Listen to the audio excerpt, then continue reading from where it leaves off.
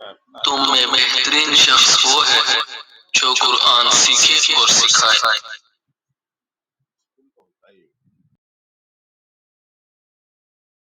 الحمد للہ وکفا وسلام علی عبادہ الذین اصطفیٰ اما بعد۔ اعوذ باللہ من الشیطان الرجیم، بسم اللہ الرحمن الرحیم۔ رب اشرح لی صدری ویسر لی امری واحلل عقدۃ من لسانی یفقہوا قولی۔ الصلاۃ والسلام علی المرسلین والحمد للہ رب العالمین۔ اللہم صلی علی سیدنا محمد وعلی آل سیدنا محمد وبارک وسلم۔ آج ہم چوتھے سبق کی طرف بڑھیں گے۔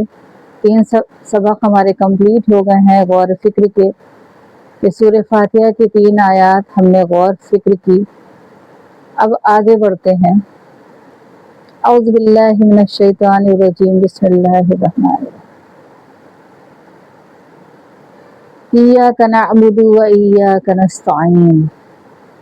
اس سے پہلے جو 3 آیات پڑھی اس میں ہم نے اللہ کی تعریف بیان کی اور اس پہ غور کیا، اس کی رحمت بیان کی، اس پر غور کیا، اس کے کرم پر غور کیا، اور پھر اس کی صفت پر غور کیا۔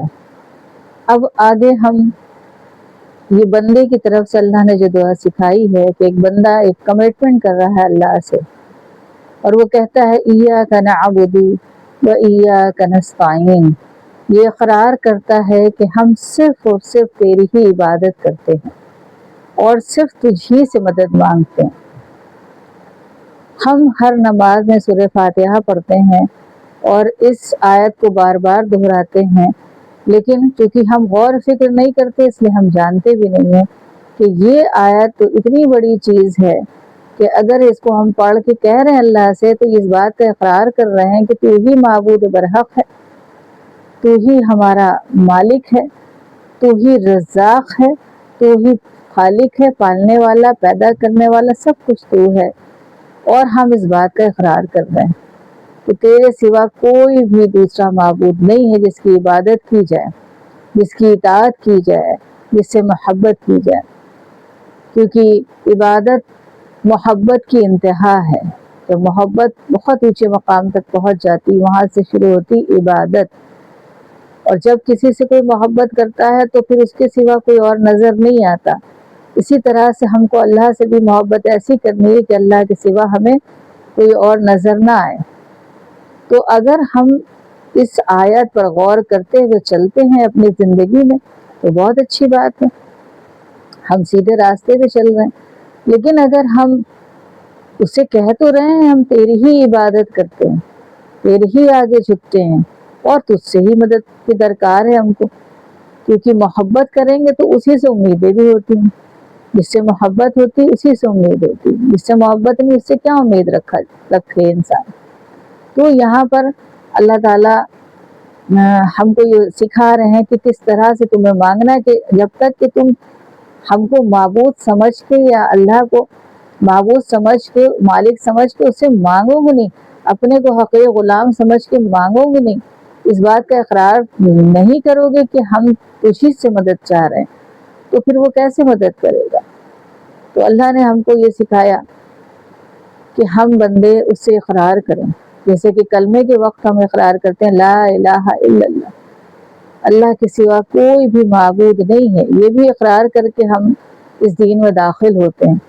تو اگر ہماری زندگی میں کوئی اور معبود ہے تو پھر ہم مسلمان ہو نہیں سکتے۔ اللہ کے سوا اگر ہم کسی اور کو معبود مان رہے ہیں تو ہم مسلمان نہیں ہو سکتے، ہم اس کے فرما بردار نہیں ہو سکتے، ہم اس کے عبادت گزار نہیں ہو سکتے، کیونکہ جس سے ہم محبت کرتے ہیں اور اس کے بعد کوئی اور بھی محبت بیچ میں آئے تو پھر اس کی محبت تو پاک نہیں ہوئی، یعنی کہ جس سے ہم محبت کرتے ہیں تو پھر اس کی محبت تو سچی نہیں ہوئی نا، وہ تو پھر دوسرے کی بھی محبت شامل ہو گئی۔ تو ایسا نہیں ہے، اللہ کو خالص محبت چاہیے، اور وہ بھی صرف اسی سے، کہ اس کے سوا چونکہ کوئی بھی نہیں معبود ہے، کوئی بھی عبادت کے نہ لائق ہے نہ محبت کے لائق ہے، اور نہ ہی اس لائق ہے کہ وہ ہماری پریشانیوں کو دور کرے، وہ ہماری پکار سنے اور ہمارے لیے سب کچھ فراہم کرے جیسے اس نے کر دی۔ اس سے پہلے والی آیت پہ ہم نے غور کیا تھا۔ تو یہاں اللہ تعالیٰ بندے سے کیا کہہ رہے ہیں، بندے کو کیا سکھا رہے ہیں کہ اگر مدد تمہیں چاہیے تو وہ اللہ ہی کی مدد ہے اور کسی کی نہیں۔ لوگ کہتے ہیں بندوں سے بھی مانگتے، تو بندوں سے مانگتے ہیں، اور اگر بندہ مدد کرتا ہے تو وہ بھی تو اللہ ہی کے کرم سے ہی کرتا ہے۔ اگر اللہ نہ چاہے تو کوئی بندہ کسی کی مدد نہ کر سکے۔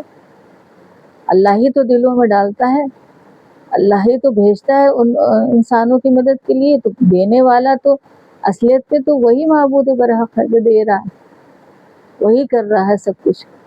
اور اگر ہم اس بات کا اقرار کر رہے ہیں تو پھر وہ اور ہم کو دیتا ہے، کیونکہ اس کے آگے جو ہم اگلی آیت میں اگلے سبق میں پڑھیں گے انشاءاللہ کہ کیا مانگنے کو بتا رہا ہے وہ ہم کو۔ تو پہلے تو اقرار کر لے اس بات کا کہ یہ جو ہم مانگنے جا رہے ہیں اس کو دینے والا تو صرف وہی ہے، اور وہی دے سکتا ہے، اس کے علاوہ کوئی دے نہیں سکتا ہے، اور اسی سے مدد چاہ رہے ہیں اور اسی سے محبت کر رہے ہیں اور اسی کی اطاعت کر رہے ہیں۔ اگر ہم اس بات کا یہ اقرار کرتے ہیں زبان سے تو ہمیں اس بات کا احساس بھی ہونا چاہیے۔ یہ نہیں کہ صرف زبانی طور پہ ہم کہہ رہے ہیں لیکن اللہ کے سوا ہم اوروں سے مانگنے کی امید رکھتے ہیں، اور مانگنے کیا، ہم تو اللہ کے سوا کبھی کبھی ایسا بھی اکثر دیکھا گیا ہے کہ لوگ جو ہیں اللہ سے مانگتے ہیں اور کہتے ہیں میری دعائیں نہیں قبول ہوتی ہے، تو مجھے کیا کروں، میں کسی اور سے مانگوں، کہاں جاؤں، ان کے شک شبہات ذہن میں آتے ہیں، جبکہ اللہ نے کہا توکل علی اللہ، اللہ ہی پہ توکل کرو، اسی پر یقین کرو۔ اگر تمہیں اس پر یقین نہیں ہے تو پھر وہ نہیں تمہارے لیے ہے۔ اگر اس نے اپنی نظر کرم تم سے ہٹا دی تو کون ہے تمہارا مددگار؟ کوئی نہیں ہو سکتا۔ تو اگر جب سب کچھ دینے والا وہی ہے تو ہم کسی اور کا دامن کیوں تھامیں گے؟ ہم کیوں اس کی طرف بھاگیں گے؟ ہم تو اسی سے مانگیں گے نا جو اس قابل ہے کہ دے سکے۔ ساتوں آسمان اور زمین کے خزانے جس کے اندر کنٹرول میں ہیں، ساتوں آسمان زمین کے خزانے اس کے کنٹرول میں، اور وہ ہر چیز پر قادر ہے۔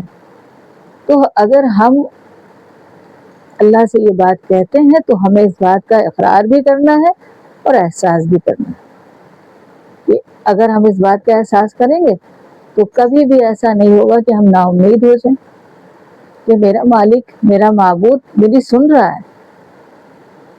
اور اس غلام کی، کیونکہ اس غلام کو کوئی دینے والا نہیں، کوئی کرنے والا نہیں، اور اس کو اپنے مالک سے ہی امید ہے، تو اگر اتنی امید ہے اس مالک سے تو پھر وہ مالک اس کو مایوس نہیں کر سکتا۔ اگر وہ مایوس ہو رہا تو وہ اپنے کو دیکھے، اپنے ایمان کو دیکھے۔ اگر وہ اللہ سے مایوس ہو جائے تو وہ دیکھے اپنے ایمان کو، یعنی کہ ابھی اس کے اندر وہ چیز، وہ محبت، اس محبت کا احساس نہیں ہوا اس کے اندر، تو اس کو اپنے ایمان کو چیک کرنا چاہیے۔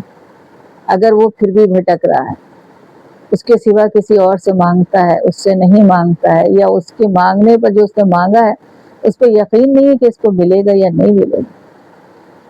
اور جبکہ اللہ نے کہا کہ میں جب تم مجھے پکارتے ہو میں تمہاری پکار سنتا ہوں اور اسے قبول بھی کرتا ہوں۔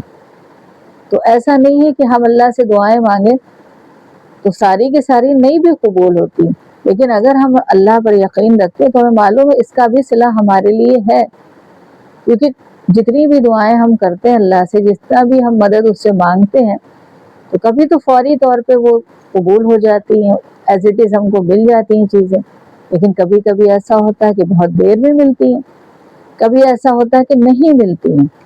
اگر وہ نہیں یہاں ملی ہے تو آخرت کے بدلے، آخرت میں وہاں جا کر ملیں گے، اس کے بدلے ہم کو نیکی۔ اور اگر ایسے ظاہری طور پہ نہیں ملی تو اس سے بہتر کوئی چیز اللہ ہم کو دے دیتا ہے۔ اگر پھر بھی نہیں ملی تو ہمارے گناہوں کو بخش دیتا ہے، ہمارے مرتبات کو اس کے بدلے بڑھا دیتا ہے۔ تو ہم تو اس بات کا اطمینان رکھیں کہ ابھی یہاں نہیں تو آگے، یا آگے نہیں تو ضرور اس کے بدلے ہمیں کچھ نہ کچھ ملے گا۔ ہماری دعائیں، ہماری جو ہم اللہ سے مانگتے ہیں مدد، وہ کوئی ضائع نہیں چلی جائیں گی۔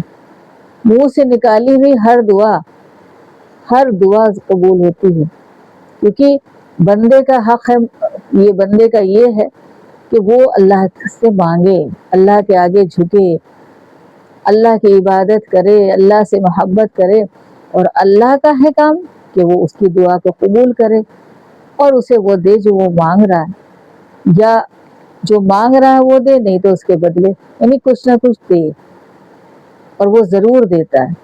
تو یہ غور فکر کی ضرورت ہے کہ جو ہم نمازوں میں پڑھتے ہیں، مانگتے ہیں اللہ سے اور کمٹمنٹ کرتے ہیں، تو یہ کمٹمنٹ ہمارا سچا ہونا چاہیے، اس کے سوا ہم کسی اور سے نہ مانگیں، اور نہ ہی ہم کسی کے آگے جھکیں، اور نہ ہی کسی کی مدد درکار ہونی چاہیے ہم کو، ہمیں صرف اور صرف اسی پر یقین کرنا چاہیے۔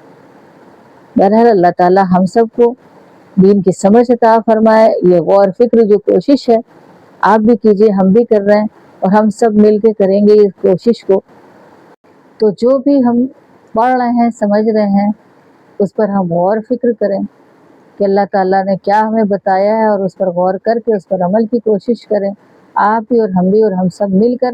جب یہ کریں گے تو ہمارے اندر کوئی برائی باقی نہیں رہے گی، ہم مومن بندوں کی کیٹیگری میں شامل ہو جائیں گے۔ اللہ ہماری ان کوششوں کو قبول فرمائے، اللہ ہم سب کو نیک عمل کی توفیق نصیب فرمائے اور دین کی سمجھ عطا فرمائے۔ آمین۔ وآخر دعوانا ان الحمد للہ رب العالمین۔